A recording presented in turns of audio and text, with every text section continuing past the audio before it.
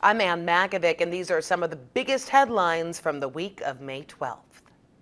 The Alameda County Board of Supervisors are currently meeting to decide when to hold the recall election for District Attorney Pamela Price. Community members are currently giving public testimony to the board. Some say that they want to attach that recall vote to the November ballot. However, recall supporters say that's just too long to wait. Election officials did give other possible dates, including September 10th. In Half Moon Bay, the Planning Commission is taking up an affordable housing project for senior farm workers. It's a vote that's been delayed twice because of all of the public comment and concern about the project. The need for housing has been in the spotlight since the Half Moon Bay shootings last year exposed the poor living conditions of farm workers. But there's been disagreements over the size of that project on Kelly Avenue and whether it's a good fit for the character of downtown. San Francisco's fire department will soon be banned from issuing or using any gear that contains so-called forever chemicals known as PFAs. The Board of Supervisors passed a resolution today giving the department until the end of June of 2026 to get new gear that doesn't contain those chemicals. They've been linked to medical issues like decreased fertility, cancer risks, and even delayed development in children. Forever chemicals have already been phased out of most consumer products.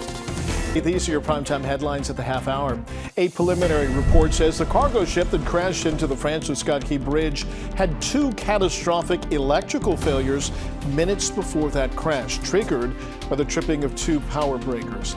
And the ship also experienced two blackouts the day before the crash. The NTSB has not released a probable cause of the crash. That will be in the final report, which could take up to 2 years to complete. The first flight of Boeing's Starliner into space is on hold yet again. The launch was set to take place on Friday after a previous delay. But Boeing now says that engineers are pushing back the mission at least another week after workers found a small helium leak in the service module of the aircraft. The next possible launch would be next Tuesday at the very earliest. The feds are investigating Waymo due to crashes involving their self-driving vehicles. The National Highway Traffic Safety Administration received 22 reports of crashing or violating traffic safety laws. And Waymo told us that they are confident in the safety of their vehicles and committed to transparency. The prosecution's star witness was back on the stand in the criminal trial of former President Donald Trump. Trump's former attorney and fixer, Michael Cohen. Now, Trump's defense tried to undermine Cohen, a convicted felon, during their cross-examination. Earlier, Cohen had testified that payments he received from Trump were reimbursements for the $130,000 that he paid to Stormy Daniels to keep quiet ahead of the 2016 election. Trump says he's done nothing wrong. Airports across the country are facing a massive shortage of air traffic controllers. They're down about 3,000 employees, and the Federal Aviation Administration says that they need to fill those positions within the next few months. This all comes after reports of close calls between planes taking off and planes that were coming in to the runway in New York and Virginia earlier this year. Smoke from wildfires in Canada has been pouring into the U.S. this evening. Now, both sides of the border are facing air quality issues. Minnesota officials issued the state's first air quality alert of the year, with parts of Wisconsin and Iowa also facing similar issues. These are your primetime headlines at the half hour. In Central Florida, 8 people are dead, 40 are hurt after a pickup truck collided with a bus carrying farm workers. The driver of that pickup truck has now been arrested on charges of driving under the influence. The crash happened about 6:30 this morning. The pickup crossed the center line and sideswiped the bus, causing the bus to crash through a fence, hit a tree, and overturn. A group of 8 TikTokers are suing the U.S. government over a new law that would force the sale or ban of the China-based app. They argue that banning TikTok would violate their First Amendment rights. A spokesperson for TikTok says the company is covering the legal costs for the lawsuit. Now, last week, TikTok itself filed a similar lawsuit. More Bay Area layoffs at Tesla. The company plans to let go of 378 employees at its Fremont facility, 223 at its Palo Alto headquarters. This follows a wave of job cuts announced last month. Now, these are tonight's primetime headlines for you. The family of a man who died in police custody in Antioch back in 2020 has settled with the city for $7.5 million. The Antioch Police Department faced a federal civil rights lawsuit accusing officers of excessive force after the death of 30-year-old Angelo Quinto. The lawsuit claimed he was forcibly restrained during a mental health emergency.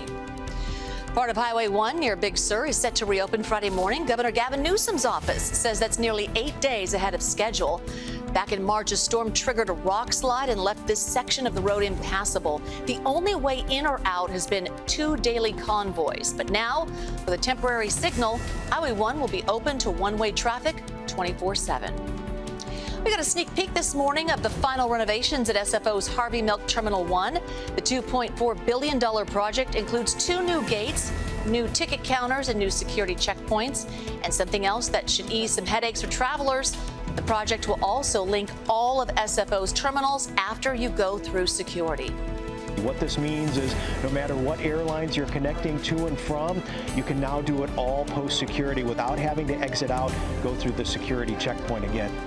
SFO says the changes will make the airport more attractive for airlines since they're creating more flexibility as to which companies use certain gates.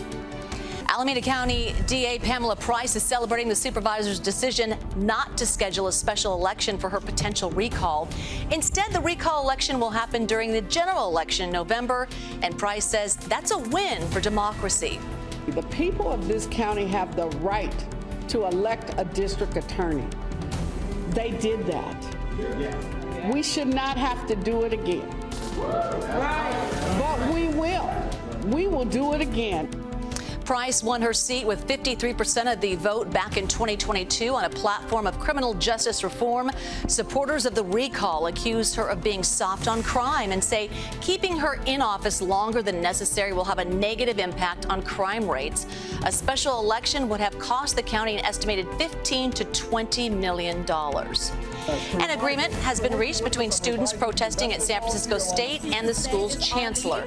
The group Students for Gaza says the university has agreed to start the process of divesting from weapons manufacturers, first disclosing university's investments and then integrating a human rights principle to any future investments. The students say they will continue to work with the administration over the summer and into the fall semester to meet their other demands. Bay Area nurse makes history by becoming the first person to make the challenging swim from the Golden Gate Bridge to the Farallon Islands off the coast of San Francisco. 55-year-old Amy Goobzer started her journey under the Golden Gate Bridge at 3 a.m. on Saturday. She then swam nearly 30 miles in the cold, shark-infested waters without a wetsuit.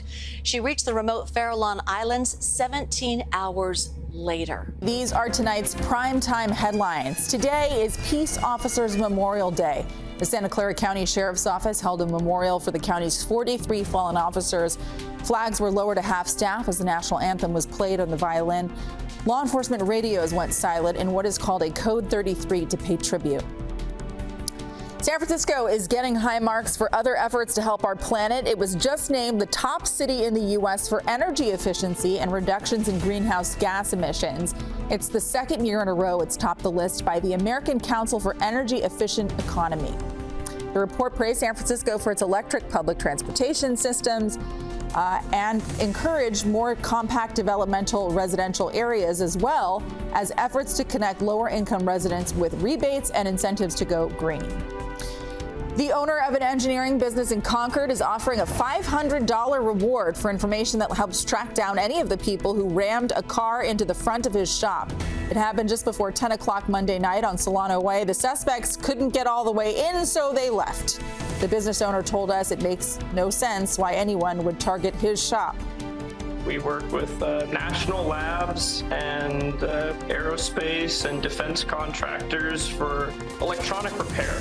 So it's specific fields of equipment, and it's a mystery why they targeted us.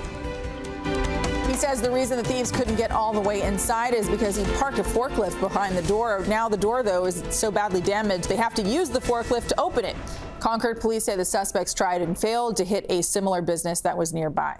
These are tonight's primetime headlines. A white four-door sedan leading law enforcement on a wild chase this afternoon across several counties in the East Bay through Lafayette, Walnut Creek, and Martinez. Our chopper captured the car swerving in and out of traffic on Highway 4, then tried to get away on surface streets before eventually getting onto I-80. The CHP has not released any information about any arrests.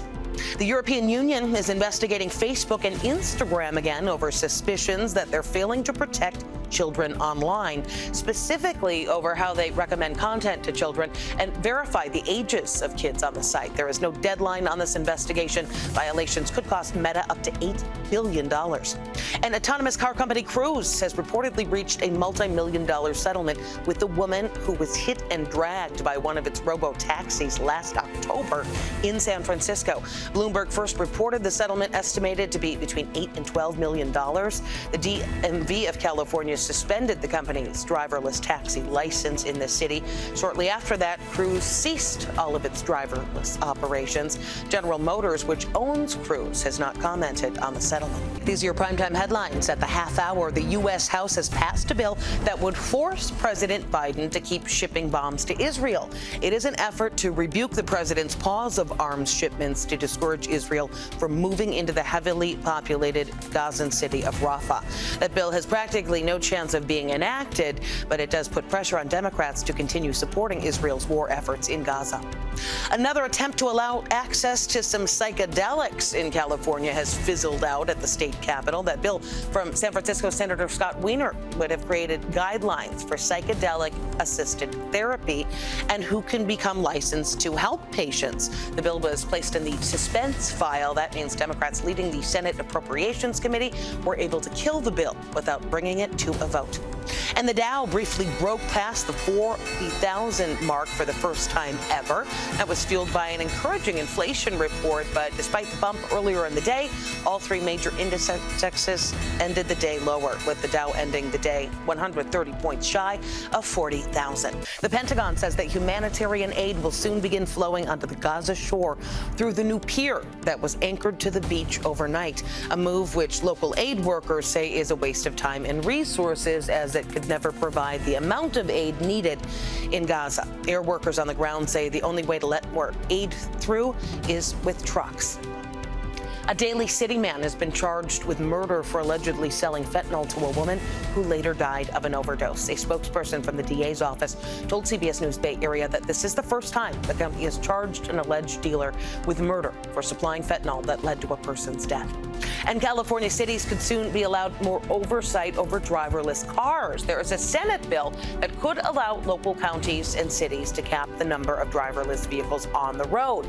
That bill would also charge service fees and hold companies financially responsible for safety issues. The bill's author says safety has to be at the forefront in rolling out new technologies. We have reached day 18 of Donald Trump's criminal hush money trial as the defense continues to cross-examine star witness Michael Cohen and attack his credibility, framing him as a serial liar who's bent on seeing Trump behind bars. His testimony is set to continue Monday, with closing arguments coming as early as next week.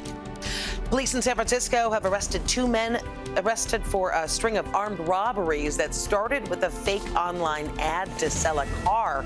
Police say they listed a vehicle for under $5,000, and then when interested buyers showed up, they were robbed at gunpoint. There were at least 8 other robberies between April and June of last year in the Bayview and Sunnydale neighborhoods. Police say several victims were assaulted and injured. The Justice Department has formally moved to reclassify marijuana as lower risk. For more than 50 years, weed has been categorized as a Schedule I substance. That classification shared by drugs like heroin and ecstasy. Now, pot is going to be moved to a Schedule III controlled substance alongside drugs like ketamine and some anabolic steroids. These are tonight's primetime headlines. 30 years in prison. That's the federal sentence for the man convicted of attacking Paul Pelosi with a hammer. David DePape admitted during testimony that he broke into the Pelosi's San Francisco home in 2022, intending to hold Nancy Pelosi hostage and attacking her husband after police showed up. A second trial in state court will start in the coming weeks. The president of Sonoma State University announced he is retiring after being placed on administrative leave. This all comes after Mike Lee sent a campus-wide email announcing a deal with pro-Palestinian protesters at the school without approval from CSU chancellors. That deal included an advisory council for justice in Palestine, a boycott of academic and research institutions sponsored by Israel, and calling for a permanent ceasefire in Gaza. The South Bay's largest water agency discussed a new law today that would ban homeless encampments along creeks. The Santa Clara Valley Water District says it's become an environmental hazard with a growing number of camps polluting waterways like the Guadalupe River with trash and toxic chemicals. Campers could face fines of up to $500 and 30 days in jail.